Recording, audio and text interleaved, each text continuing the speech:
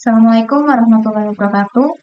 Perkenalkan, nama saya Mutiara Skarupiansa dari kelas TKA 5B dengan NIM 224308042. Di sini saya akan menjelaskan tentang rangkaian pneumatik yang terlihat di dalam gambar, yang seperti itu di dalam gambar, merupakan bagian dari sistem konveyor yang berfungsi sebagai alat pengangkat kotak.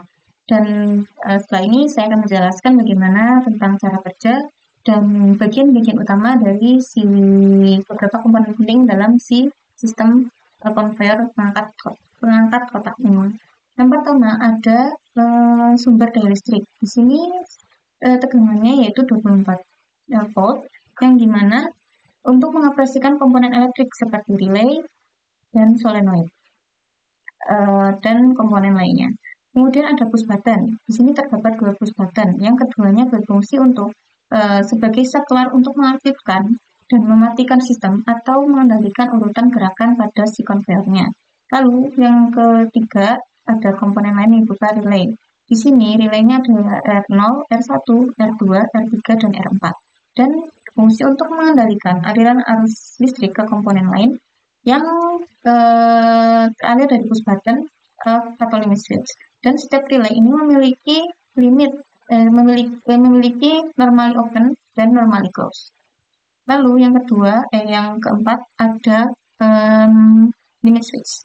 Nah, limit switch ini terdapat ada 1, 2, 3, 4, dan 4.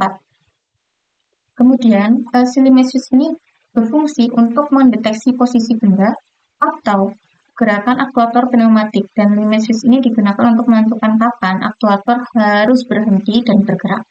Lalu yang selanjutnya ada solenoid valve. Di sini terdapat solenoid valve 1A, 2A, 1B, 1B, dan 2B.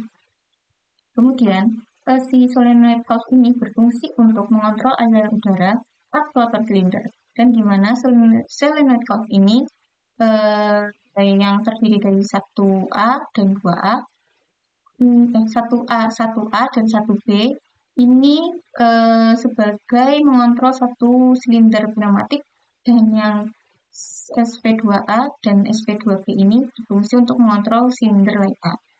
Lalu untuk cara sistem kerjanya, bagaimana cara sistem konveyor atau kotak alat pengangkat kotak ini bekerja, itu saya akan menjelaskan. Itu diantaranya yang pertama, ketika push button ditekan, kita aktifkan dulu. Nah, ketika push button ditekan atau diaktifkan, maka relay akan mengalirkan arus. Dari arus ke solenoid valve dan meletakkan katup untuk mengalirkan udara ke silinder pneumatik. Lalu, saat solenoid valve 1A dan 1B atau 2A dan 2B aktif, maka udara dialirkan ke silinder pneumatik untuk mendorong atau menarik si pistonnya, sehingga silinder dapat mengangkat atau menurunkan kotak sesuai dengan kebutuhan. Lalu yang selanjutnya terdapat si limit switch, si cara kerja limit switch. Limit switch ini digunakan untuk mengendalikan posisi akhir dari aktuator. Nah, untuk selanjutnya yaitu siklus si pergerakan kotaknya. Nah, pengangkatan dan penurunan. Nah, rangkaian ini memungkinkan silinder untuk bergerak secara berulang. Contohnya seperti ini.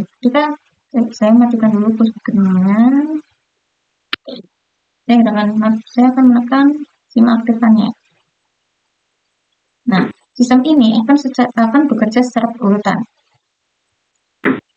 Nah, seperti itu.